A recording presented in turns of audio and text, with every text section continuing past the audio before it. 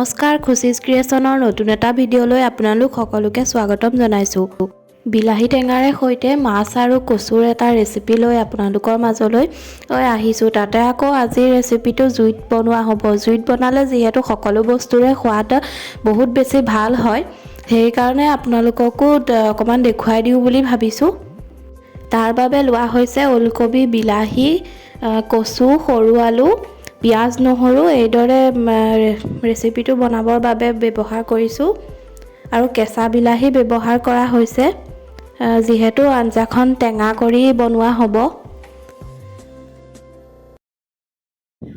প্ৰথমতে কচু, আলু আৰু ওলকবি ভালদৰে জুইত সিজাই লোৱা হৈছে। এইখিনি বইল হোৱাৰ পিছত উলিয়াই লোৱা হ'ল। কচুখিনিও বইল হৈ গৈছে।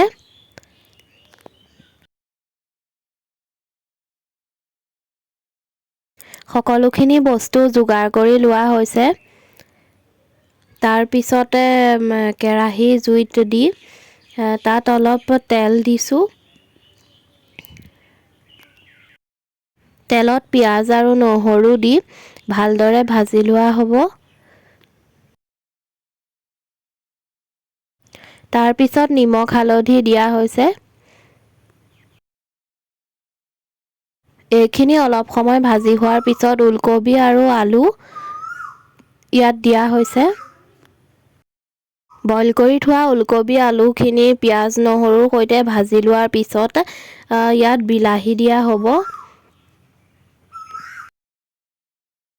বিলাহীখিনিও ইয়াৰ লগতে ভাজি লোৱা হৈছে। এইখিনি অলপ সময়ৰ কাৰণে ভাজি থকা হ'ব। এই ৰেচিপিটো আজি মায়ে বনাইছে, মই বনোৱা নাই।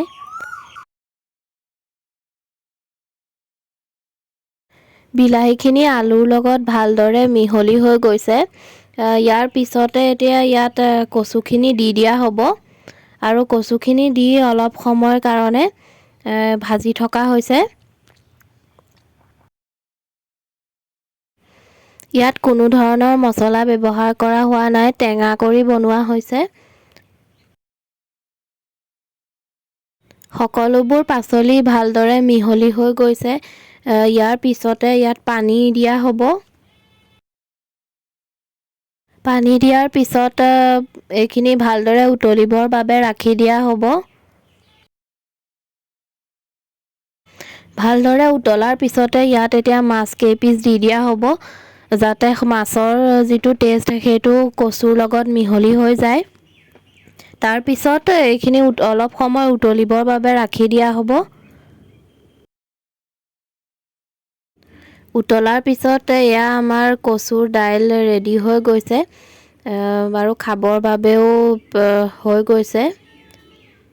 আশা কৰোঁ ভিডিঅ'টো চাই আপোনালোকে ভাল পালে, আৰু যদি ভাল পালে লাইক, শ্বেয়াৰ, ছাবস্ক্ৰাইব কৰি দিব। শেষলৈকে চাই থকাৰ বাবে বহুত বহুত ধন্যবাদ।